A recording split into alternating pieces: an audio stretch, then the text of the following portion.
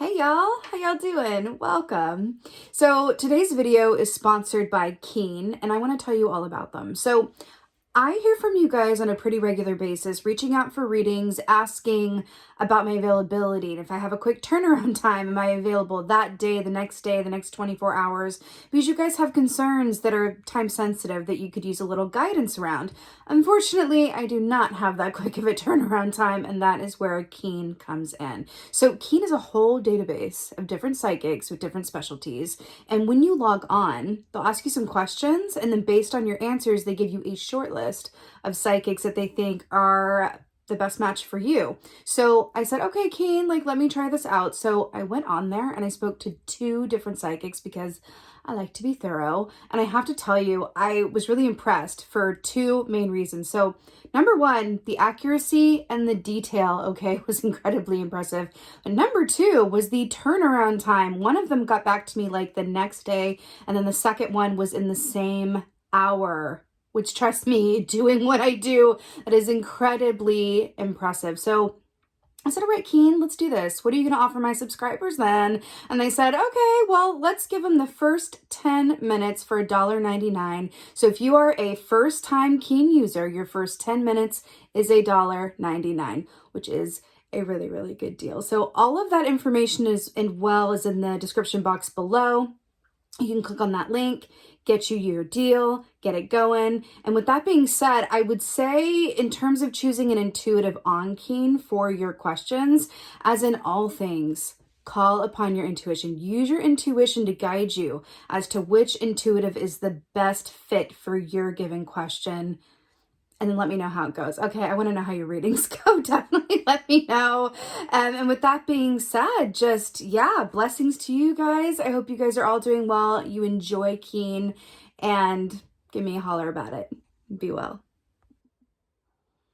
Hey Taurus, how y'all doing? Welcome. We're going to be doing your 2022 overview reading here. So let's get right into your meditation. I saw the Ace of Pentacles right off the bat. But it was depicted as it is in this particular deck that I'm not using here today, but I will describe it to you, which is basically, it's a little girl with these blonde ringlets sitting by a big pot of gold, and there's like a rainbow behind her, and she's like throwing the gold coins up in the air, and it's like, woo, Ace of Pentacles. And what I got from this, because then I saw an image of Mrs. Erin Brockovich, of course, kind of standing above, and I got this, sense that however much work, effort, persistence, love, dedication you put into whatever it is that you are focusing on this year, whether that be family, work, your business, whatever that is, however much you put into it, you are truly going to get out of it. Now, I feel like that is worth saying because that's not always the case, okay? It's not always the case. Like, oftentimes, we work towards something and it's like incremental growth, or it's like, a shuffle ball change, or like a step forward and 2 steps back, or whatever have you. But it really feels like this year for you, whatever you put in, you are going to get back in equal amounts. And so another way of looking at that, what I'm feeling around it, is that the sky's the limit with your endeavors this year. And it just feels really, really, really, really good. It also feels a bit 10 of Pentacles-esque, which is about home life, family, legacy, ancestry, long-term goals. So it does feel like there are going to be some points of focus for you over the course of this next year that are related to, thinking long-term or doing things that you're hoping will pay off in the long term as well. Okay, let's see what your animal energy is for 2022. 2020. Oh, no. Y'all starting off with the crow. Okay. Listen, you guys are my first. I told you guys, if you guys, have watched the past few videos, for some reason, whenever I film a round of videos, I always feel like filming you first. I don't know why that is, but anyway, you guys are the first of this round, and so I'm really obsessed that I'm starting with you, especially because now the beautiful crow has come up, and I could call about the crow all day. Yes, I did that. So, crow is a really special energy for a few reasons. So, firstly, the crow embodies both masculine and feminine energies, right? Oh, look, Look, they're like mirroring each other right now. I'm obsessed. So it's high priestess energy, right? Because this is all about tapping into your intuition, right? And really taking that divine guidance that you get and moving on it, which also means that it embodies a magician or a masculine energy, which is all about taking action. So this is all about receiving inspiration on what action to take and then making your moves, which is why it's so special. But also, crow medicine is largely about, signs, synchronicities, messages. It's also an aspect of when something is out of alignment, unfair, unjust, not working. Crow energy is going to come in and try to balance that. So it also encourages us to speak our truth and also keep our pursuit of what is fair and, strong in our own integrity, right? The good that you do comes back to you is a bit of the tagline of the crow, which I'm really obsessed with. Okay. So let's go ahead and see what is going on for y'all this year. My lovely bulls. What is going on? Yes! Oh my God. Okay. So I have to point this out. So remember when I said that these two crows were like mirroring each other, and then we have these two geese mirroring each other? I'm here for it. So this is the Lovers. It's beautiful Gemini energy. But what I'm really obsessed with is it's kind of mirroring what I was feeling about, what you do, whatever you put into something or some things is going to come back to you in equal or even greater measure. And so then we have like the Gemini energy here, which is about duality and seeing things from more than one angle, but also choices. Choices made from love, choices made around love, choices that really come from your heart. So this is feeling a lot about the choices that you make and all about your fate and your destiny. And it feels very like theatrical, but in a really good way. The Lovers here with this Gemini energy is also very much about, seeing more than one happy potential to something, going, well, there's a lot of different potentials with where I could go or what this could be, whatever that is for you. But I feel like when I follow my heart, when I follow my feelings, the highest and best potential is going to be what I manifest. And that's very much what this feels like to you. But it does feel like, choices, decisions, effort, passion. It feels really good. So yeah, there's the Six of Wands here, which is about victory. What did I say? The work that you do, whatever you put into your situations over this next year is going to come back to you. And then you have the Six of Wands with the B right here, which is all about the work that you do. It's also about teamwork. It's a very Three of Pentacles energy, which is about the work that you particularly are good at. I see someone either starting their own business or getting an idea to go into business with a partner or group. There's something about, because Erin Brockovich, she was, from what I remember, from her story, she was a mother first, right? And then she got into, legal work and but she did all that to serve others, to correct imbalances and injustices. And I was talking about that with the crow energy, which is really interesting. So it really feels a bit larger than just this year. It feels like what you do this year is going to have long-reaching, long-term effects for you. And success, which is so amazing to see here. Six of Wands.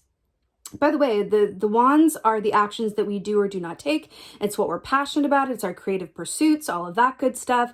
But this is like us succeeding in such a big way where others notice. Right? It's not just like feeling good on the inside, which is always a good thing. But this is also like you have receipts, like there's outer evidence of this. It's you are succeeding and getting recognition for, several jobs well done, really. And that's really beautiful. This is victory. The choices that you make and victory. Wow. I'm getting a very particular feeling. I'm really drawn to the springtime essence of the Six of Wands. And I do feel like springtime. There's something about springtime because I'm seeing like a 4-leaf clover that feels very important for you guys. There's something that might, an idea or getting an inspiration around something or moving ahead on something around springtime, which takes you into the rest of the year, which is really cool. What else is going on? As if we need more. As if we need more. Ooh, okay. I'm so here for this. So, this is really interesting. So, we have the Hermit here.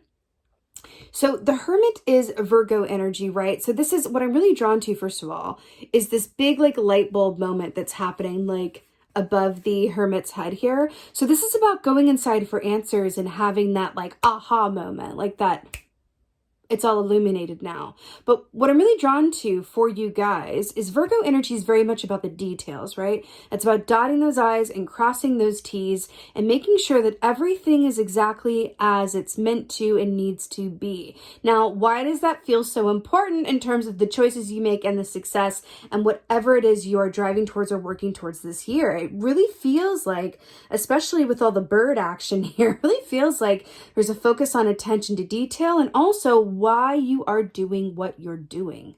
That's what I keep, it's like the Aaron Brockovich thing of like, I'm not just doing this for, you know, my own vanity or my own ego or to have success or have money in the bank. I'm doing this because there was an imbalance, there was an injustice, and I had to do something about it.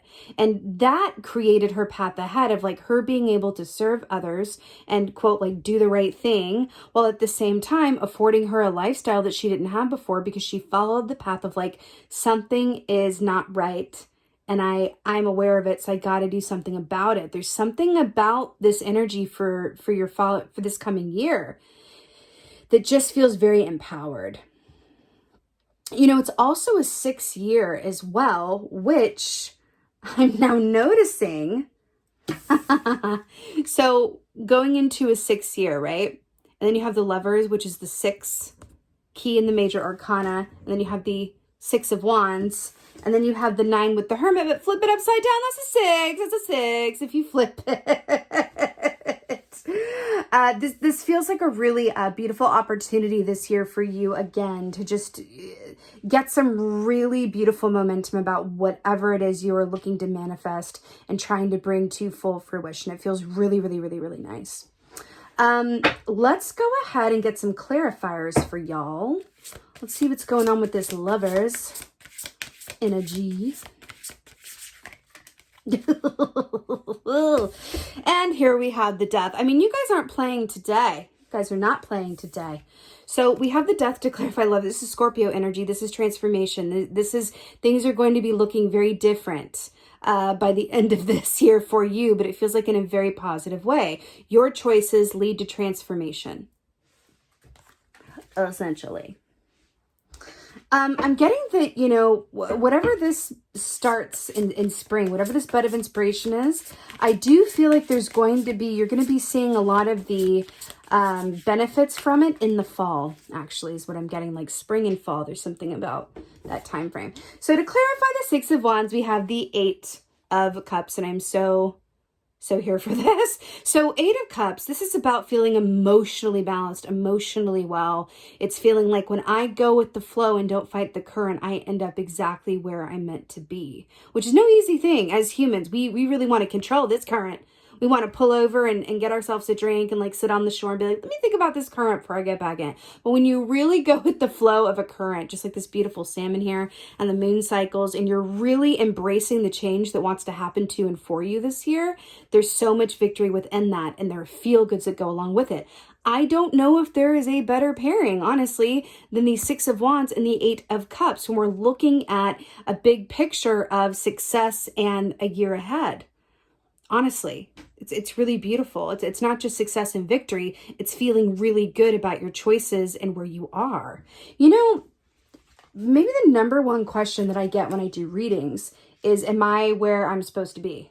Like, did I take a wrong turn somewhere? Am I where I'm supposed to be? And that is the distinct message that I get with the 6 of Wands and the 8 of Cups. However, I will say a lot of that is determinant on the choices that you make. Right? Remember, choices that will lead to the transformation. Choices, right? So if you make choices, not based on fear or ego, worst case scenario, but really from love and faith and inspiration, right? Because the Hermit's all about going inside for that inspiration as well. That's the key. That is the real key. So we have the Knight of Cups to clarify the Hermit here, which I'm really, really here for. So the Knight of Cups with the Hermit, this is all about doing work that you love to do. This is also, because this is the blue-footed booby, right? And how this bird attracts its mate is dependent on how blue its feet are. And if it's looking a little pale, it's not going to get a mate, but it's looking real blue, right? Real sapphire-esque, and it's gonna like attract its mate. So with this, along with the meaning of, you know, loving the work that you do and feeling really fulfilled by it, again, this is speaking of really honing in, and also, you know, relationships that feel good as well. And again, it's really giving to me, why are you doing what you're doing? The work that you do, the relationships that you have. Why do you get up in the morning? Why are you doing what you're doing? If you can really ask yourself that at the beginning of this year and get really clear on it, if you have to pause and think about, why do I do what I do? And when I say that, I mean, why do you do the work that you do? Why do you wake up at a certain time? Why do you go to this a certain, you know, place at every Tuesday? Whatever it is for you, why do you do what you do?